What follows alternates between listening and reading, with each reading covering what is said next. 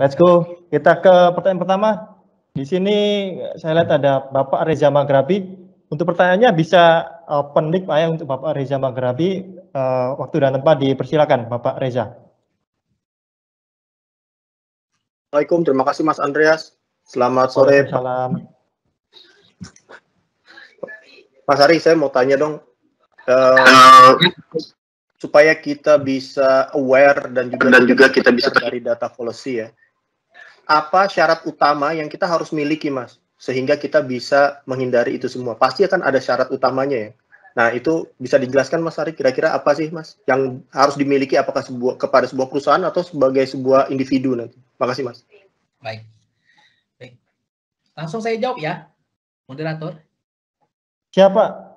Ya, baik. Ya Mas Ari, langsung dijawab aja. Terima kasih nih Pak Reza Maghrabi, teman kita juga nih, Pak Direktur ya. Nah, jadi bagus sekali pertanyaannya ya. Ini terkait dengan awareness ya. Jadi pertama itu ya kita harus memiliki awareness ya. Jadi kita memiliki kesadaran bahwasannya data itu penting sekali ya. Terus yang kedua ya, kita memiliki itu knowledge ya untuk mengkolek data ya, mengidentifikasi datanya dan juga mengolahnya. Ya, jadi tadi ada awareness, kemudian ada datanya sama knowledge-nya. Jadi minimal 3 itu sebenarnya kita bisa menghindari tadi data policy ya. Karena kalau misalnya tadi tanpa awareness pasti bilang, ah udahlah datanya disesuaikan aja. Yang penting pokoknya begini gitu kan, routing. Kamu pokoknya urusan kamu lah, kamu sesuaikan. Nah, itu kan dari sisi awareness ya. Terus kedua, kalau misalnya awareness-nya sudah ada ya, tapi datanya susah dicari. Jadi kan susah juga, kita bakal sulit menghindari data policy karena datanya ada tapi kurang lengkap ya, atau ada missing values, atau dicatat tapi nggak konsisten, ya itu juga bisa menyebabkan tadi policy, ya kan? Jadi ada sampling bias dan sebagainya. Terus ketiga itu dari sisi capability untuk mengolah data. Nah, sebenarnya dengan teknik-teknik sederhana pun kita sudah bisa sebenarnya menghindari tadi policy tadi ya, data policy. Misalnya hanya menggunakan Excel, ya kita bisa melakukan descriptive analysis, ya kan? Jadi dengan data, kemudian kita buat data modeler di menu Excel, kita bisa lakukan statistik deskriptif, kita bisa melihat persebaran dari data, distribusi data, dispersion dari data gitu ya. Terus kita bisa membandingkan antara mean ya dengan varian standar deviasi ukuran penyimpangan ya. Nah, sehingga kita bisa melihat nih kira-kira secara tren itu seperti apa gitu ya. Nah, itu juga salah satu menghindari tadi data policy. Jadi minimal tadi ada 3 ya. Dan menurut saya anchor 3 ini ya, anchor 3 ini sebenarnya culture sebenarnya. Jadi bagus sekali ya inisiatif sore ini saya kira ya, dan ini juga terkait dengan anniversary BUMN Akhlak ya. Menurut saya culture data ini bukan pekerjaan 1-2 hari, tapi harus dibangun ya. Kalau kita melihat perusahaan-perusahaan besar dunia ya, yang mereka itu menggunakan intensif data driven ya. Mereka tuh membangun data tuh nggak urusan 1-2 tahun, tapi memang panjang lama. Mereka punya data champion, kemudian dari sisi tools juga semakin modern gitu ya. Dan juga mereka ada program-program khusus ya untuk meningkatkan literasi dari sisi data. Jadi di bawah tadi itu anchor-nya itu adalah culture ya. Jadi saya kira bagus sekali ya inisiatif kita ini ya. Semoga nanti bisa ada serial lanjutan ya, sehingga ini tidak terputus ya, tapi bisa ditumbuh kembangkan lagi sehingga terbangun tadi dari sisi awareness, kemudian dari sisi data dan juga dari sisi knowledge-nya. Demikian, semoga menjawab ya dari pertanyaan dari Pak Reza. Terima kasih. Iya, terima kasih Pak Hari. Kita next ya, lanjut pertanyaan kedua, yaitu dari Mbak Lulun Kholiso. Silakan Mbak Lulun. Halo.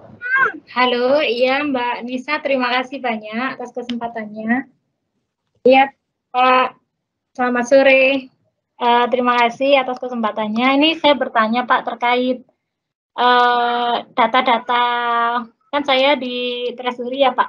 Nah itu dan data-data yang lama itu pegawainya udah pindah gitu ya. Jadi kita agak kesulitan ketika mencari tuh data-data yang lama. Memang udah ada server untuk menaruh gitu ya, tapi ternyata penamaan yang tidak standar atau segala macam gitu. Nah, pertanyaan saya dalam hal menjaga atau menata arsip data-data tersebut ya, meskipun itu soft copy, apakah untuk menjaganya itu sebaiknya diberikan tanggung jawab ke masing-masing individu atau harus ada bagian khusus atau tertentu gitu untuk menjaga data-data tersebut itu agar tetap bisa diakses kapanpun gitu.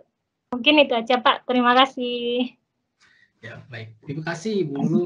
Pertanyaannya ini sangat bagus juga ya, membuka wawasan kita semua nanti. Jadi fungsi data itu ya, memang secara perspektif dulu itu seolah-olah bagian dari IT gitu ya. Jadi seolah-olah kalau data science, big data, data analytics itu kerjaan IT. Ya, sehingga terjadi polusi juga. Pokoknya urusan IT lah. Sehingga orang-orang IT pokoknya pusing banget lah kerjaannya. saya mengetahui lah teman-teman di bidang IT itu ya.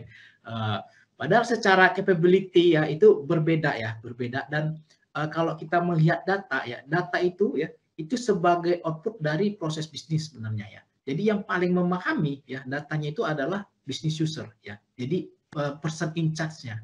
Sehingga harusnya yang namanya responsibility ya untuk membangun data ya kemudian melengkapi data dan sebagainya itu tanggung jawabnya di masing-masing user ya.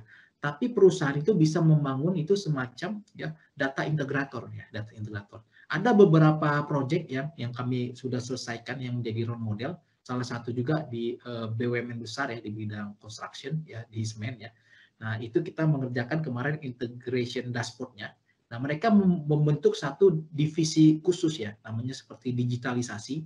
Nah, ini yang tugasnya itu untuk menyelaraskan tuh dari sisi pencatatan data, terus dia membangun ya sistem SOP-nya gitu ya. Kemudian dia juga membangun itu dari sisi data literasinya ya. Terus dari sisi data warehouse-nya juga diinterkoneksikan datanya. Jadi mereka nanti sifatnya integrator ya. Mereka yang membangun juga itu data driven culture ya. Jadi mereka ngasih arahan.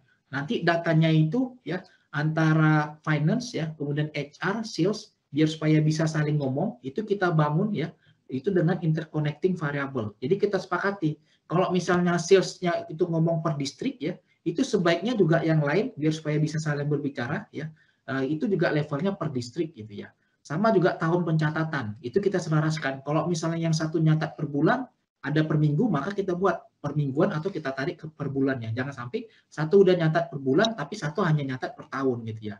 Nah ini yang harus kita selaraskan ya, sehingga kita bisa membangun tadi data modeling. Misalkan ya, biasanya kan di tengah situasi krisis itu ya, itu secara sales kita tetap growing ya, tetapi secara net profit margin kita tergerus ya. Sehingga kan menjadi pertanyaan, ini kira-kira isunya di mana gitu. Nah kalau misalkan data kita nggak bisa terintegrasi antara data dari sisi sales marketing kan terkait dengan sales sama pricing. Dan nggak bisa terintegrasi nanti dengan supply chain sama operation atau maintenance. Itu kan terkait dengan cost-nya. Nah, maka kita nggak bisa melihat kira-kira ya kan, ini ada weakness-nya di mana, ada isunya di mana. Sehingga biasanya akhirnya kita jadi seperti salah menyalahkan, gitu kan sayang banget. Padahal kalau misalnya kita bisa sinkronisasi datanya, kita bisa membangun model yang menjelaskan kita ada isunya di mana. Nah itu salah satu contoh dashboard yang kami kembangkan terintegrasi sehingga Pak Direksinya bisa men-scanning ya kan. Kira-kira kalau misalnya tidak ada isu di sales, tidak ada isu dari sisi pricing ya, sales sama marketing, baru kita cek dari sisi operation sama supply chain. Jadi dia bisa men-tracing gitu sampai terakhir ke business support. Kita ada isunya di mana gitu. Dia cek misalnya, secara trend market tinggi gitu ya, tapi kok penjualan kita stagnan dan di gudang itu banyak stok-stok kita yang tidak terjual. Berarti kan ada something gitu, apakah di salesnya ya karena pricingnya atau dari sisi delivery logistik kita. Nah, jadi itu mungkin tipsnya ya. Jadi data itu tanggung jawab seluruh user ya sesuai dengan bidang-bidangnya. Namun nanti harus dibuatkan satu unit khusus yang melakukan integrasi ya untuk menyelaraskan data. Jadi dari standarisasi, terus dia membuat SOP-nya ya, kemudian juga membuat itu semacam dokumen teknis ya, termasuk juga menyiapkan itu dokumen teknis. Misalnya orangnya dirotasi, itu sistemnya tetap jalan. Kan bisnis proses kan esensinya gitu. Jadi meskipun orangnya berpindah, customer kitanya udah nggak berlangganan dan sebagainya, tapi itu sistemnya masih jalan. Nah kira-kira itu sih, semoga bisa menjawab ya. Terima kasih.